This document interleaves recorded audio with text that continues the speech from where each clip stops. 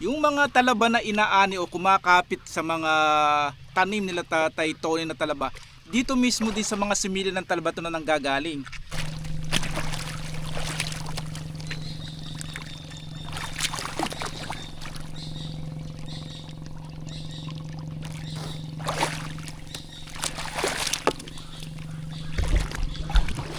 Mga ilang taong ka din.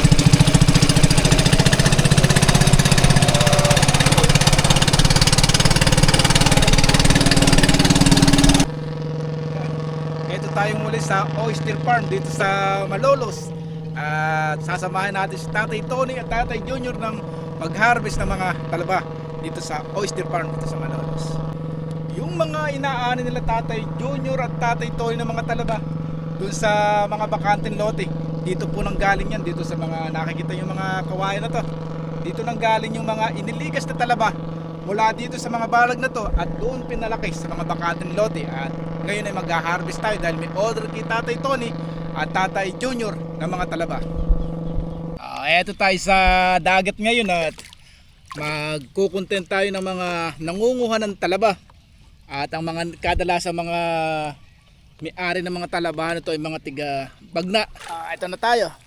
Naroon tayo ngayon sa oyster farm dito sa Malolos at sa dagat. Kasama natin si Tatay Junior at naroon tayo sa kanyang oyster farm.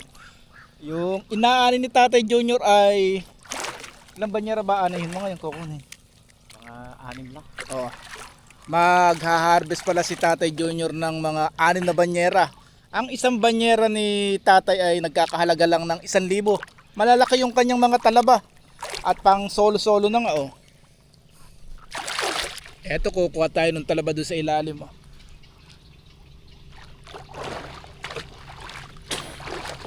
Eto, lalaki. Ang lalaki. Pwede na to. Doon sa kabila yung medyo maliliit hindi pa kinuko, pero to pwede na, lalaki.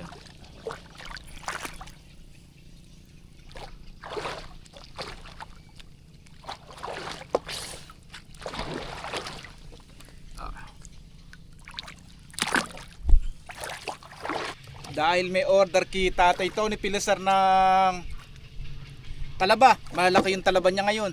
At si Dope yung order rin ng, ano pangalan ng Dalampasigan. Dalampasigan Restaurant sa Kalumpit, Bulacan. Ang lalaki ng kanyang mga inaanin talaba na to. Mga inaabot ba to ng 1 taon? 1 taon na. 1 taon, mayroon kalang taon. Itong mga inaanin ni Tatay, ano ulit pangalan? Tony. Tony. Mga inaabot na yung talaba niya to ng mga almost 1 year, kaya medyo malalaki na. Eto, lalaki. Eto, ang lalaki oh. O yan oh, lalaki oh. Yung mga talaba na inaani o kumakapit sa mga tanim nila Tatay Tony na talaba, dito mismo din sa mga similya ng talaba to na nanggagaling. O eto, dito sa mga launa na inaabot na ng mga taon oh, lalaki oh. Medyo mura ngayon ng talaba oh. Ang lalaki na to oh. Nagkakahalaga la bawat banyera na to ng 1,000 piso o 1,000 pesos. At may order nga kay Tatay Tony sa isang restaurant na Dalampasigan sa Kalumpit, Bulacan. Ito, 5 banyera o 5 banyera yata yung order sa kanya. Kaya kanina pa siyang alas 5 ng umaga nag-aani dito sa hadagat ng talaba. Lulusong tayo doon at tatry natin kumuha ng mga inaani ni Tatay Tony na talaba. Lulusong tayo dito sa ilog at sasamahan natin si Tatay Tony na manguha ng talaba. Oh! Itong mga inaani ni Tatay Tony na talaba, narito lang oh. At yung mga talabang naririto namang mga nakasaboy dito sa ilog na to, doon ang galing sa mga balag o sa pabitin ng mga talaba. Pagka yung medyo malalaki na pwedeng panlaon, dito talaga nilang mga sinasaboy yan dito sa ganito maluwang na espasyo. At pagdating nga ng mga almost na mga 1 taon, aanihin na nila yung mga talaba. Ito yung mga solo-solo na talaba na sinaboy dito o inilikas para palakihin dito sa ganito kalaking aray. Sarap magluglog. Malagyan doon ng tubig ah.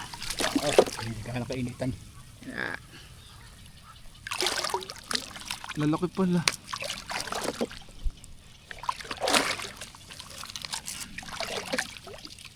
Pagka maraihan ng bili, 900 pag gulpe. Oo. Pagka single 1,000.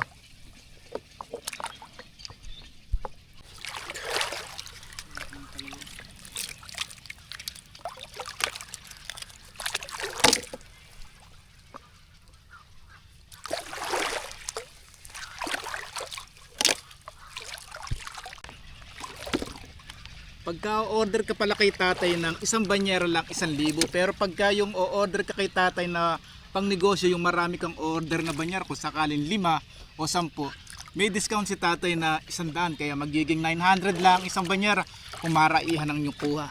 Kailangan dahan-dahan lahat talaga yung paglakad natin at maraming ang talaba doon sa ilalim mo. Eto.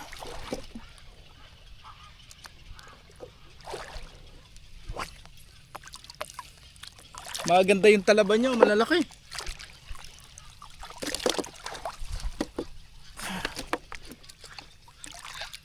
Yung iba maliliit. Pag gantong maliliit pa, babalik natin dito sa ilog para lumaki. Kahit abutin to ng mga 1 taon dito, hindi naman siya mamamatay. Kung formula, kung matatabunan siya ng lupa o tatabang masyado ang tubig. Ito yung mga trabaho kadalasan ng mga tiga Bagna, at merong ang sitio dun sa Bagna na tinawag na Talabahan. Ibig sabihin, halos lahat ng mga nakatira dun sa sitio Talabahan sa Bagna ay puro magtatalaba dito sa dagat. Kaya tinawag na silang Talabahan.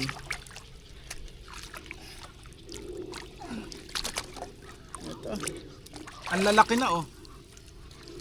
Ang kagandahan dito sa mga gantong talaba, hindi siya dikit-dikit, siguradong matataba kasi nga malalaki at matagal na itong mga inaalagaan dito sa dagat na to.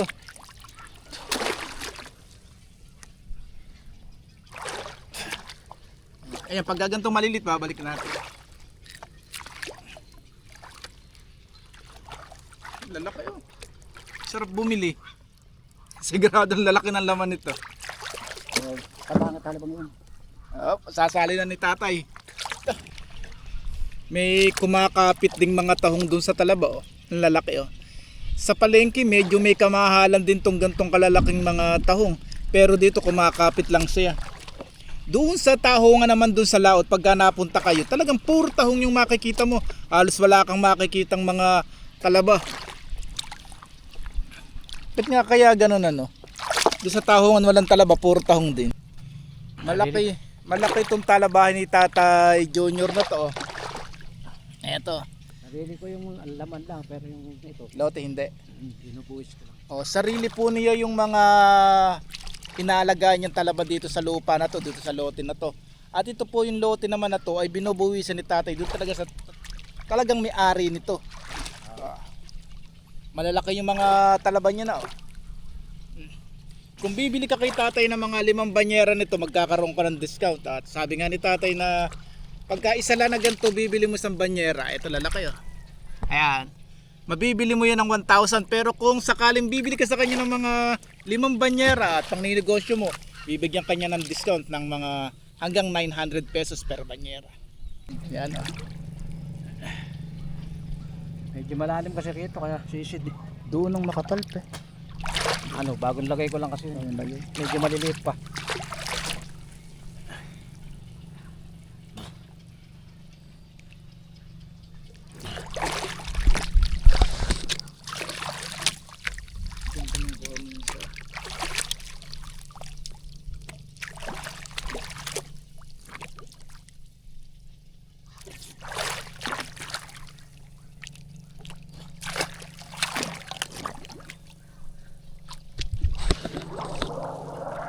Dilaw ni Nagsisimilar yun. Ang mga talaba po katulad nito, yung medyo malalaki ng ganito, dito rin po nang gagaling yung mga similya na kumakapit doon sa mga itinatanim nila sa mga balag. Kahit po doon sa makikita nyo sa mga puno na yun o sa mga tulos o istaka, doon din po nang gagaling yung mga, dito rin po nang gagaling yung mga similya na kakapit sa kanya doon sa mga talaba. Itong mga inaani ni tatay na talaba, yung iba umaabot na ng mga 1 taon. Pero itong mga inilikas ni tatay mula doon sa kanilang mga balag ay mga 6 na buwan lang daw po inaabot ng mga talaba na to. Pero kung makikita nyo, medyo malalaki na. Itong mga inaani ngayon ni tatay na talaba na to, ito yung mga nililikas mula doon sa mga balag. Kasi po doon, pagka yung panahon na talaga ng mga talaba, yung marami ng kapit yung mga talaba doon sa mga balag, inililikas yung mga iba doon para ilipat sa gantong mga malalaking espasyo. Kasi pagka daw po hindi mo ililipat yung maraming talaba na halos dikit-dikit doon sa mga balag nila, mahina daw po lumaki at hindi siguro masyadong nakakagalaw. Pero pagka ililipat mo dito sa loob lamang ng mga ilang buwan, aanihin mo na yung mga talaba na yun at siguradong malalaki at matataba pa yung mga aanihin mo.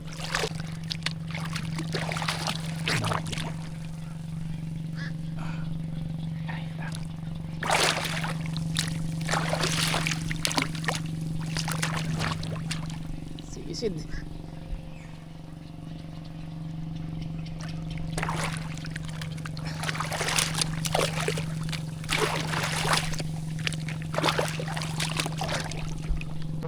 Itong may mga talabahan na to, meron pa itong mga ilan-ilan na lang.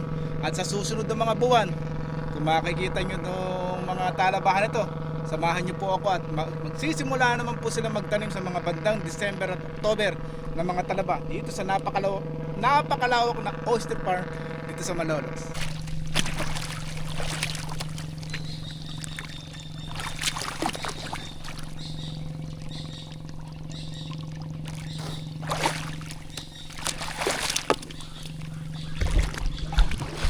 May ilang taong ka dito?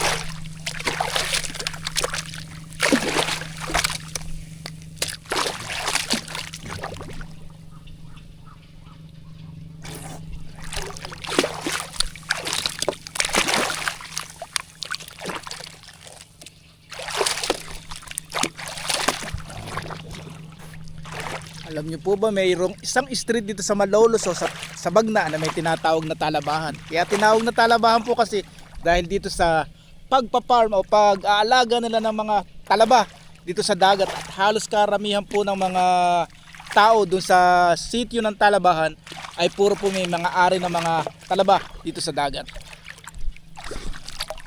Itong pagtatalaba ni Tatay Junior na to, ito yung pantustos dun sa mga pag-aaral ng kanyang mga anak. Dito niya kinuha at siguradong minana pa itong ganitong klaseng paghahanap buhay sa kanilang mga magulang. Kaya ito na rin yung mga naging trabaho nila. At sumasapat naman po yung ganitong mga paghahanap buhay at ganitong mga pag-aalaga ng mga talaba dito sa dagat. At halos walang tigil naman sila tatay dito sa pag-aani ng mga talaba. Kahit po mga umuulan, wag lang po talaga yung masyadong tatabangan tubig at namamatay din po yung mga talaba.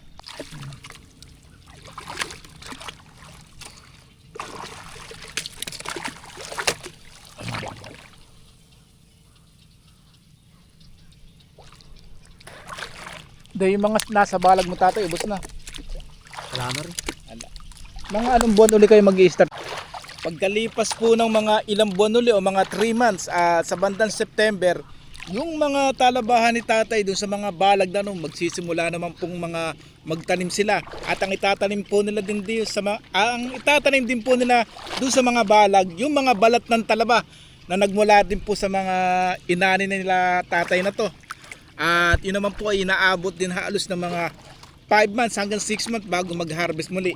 At ito pong mga talaba naman po na to, ito yung mga nilikas nga po mula doon naman sa itinatanim nilang mga talaba para pagdating naman po ng ganitong mga panahon, mga ganitong tagulan, meron po silang maanin ng mga talaba. Ang talaba po, masarap po talaga pagka maalat ang tubig. Pero pagka yung panahon ng tagulan po, at tumatabang ang tubig sa dagat, naiiba rin po ng lasa at medyo pumapayat din po. Pero pag gantong maalat pa ang tubig at gantong medyo hindi pa bumabanto, masarap po talaga ang talaba at matataba na. At medyo malalaki na po ngayon ang mga talaba na aanit sa kanyang talaba.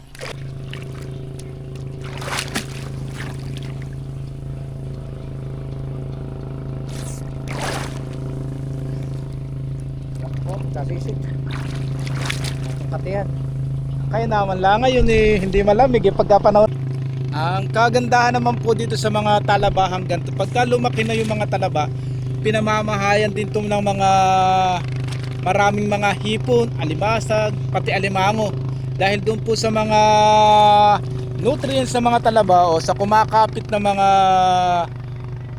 pagkain doon sa talaba, yun naman po ang kinakain ng mga hipon at ng mga isda. Kung kayo ay may mga restaurant dyan o mga nagninegosyo ng ganitong talaba, o PM po kayo sa akin at i-refer ko kayo kay Tatay Tony.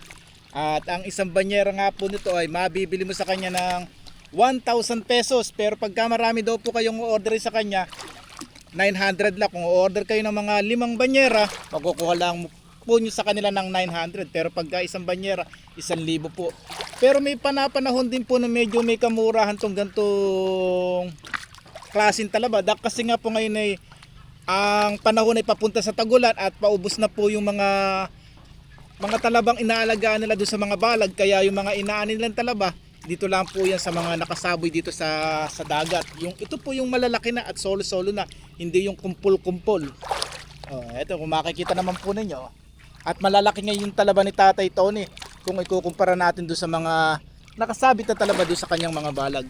Aahon na si Tatay dahil kompleto na yung order kay Tatay. Aahon na siya. At sa susunod na mga araw kung may order ulit, tsaka la ulit sila bababa dito sa dagat para kuhanin yung order ng mga suki nila. Magpapasalamat mo tayo kay Tatay Junior Evangelista ng Bagna o Talabahan, Malolos, Bulacan. At sana marami po kayong maani ng talaba sa bawat taon. Maraming po salamat at God bless you po sa inyong parat. Salamat. Ayan, shoutout muna tayo at maraming salamat kay Tatay Tony Pelisar ng Bagna, Talabahan, Malolos, Bulacan at sa kanyang pamilya po dyan sa Bagna. Maraming po salamat at sana marami pa kayong anihin sa mga susunod na taon. God bless you po at salamat. Kung nagustuhan niyo po itong video na to mula po dito sa Oyster Farm dito sa Malolos, pakishare niyo na rin po. Maraming salamat at God bless you po sa inyo lahat.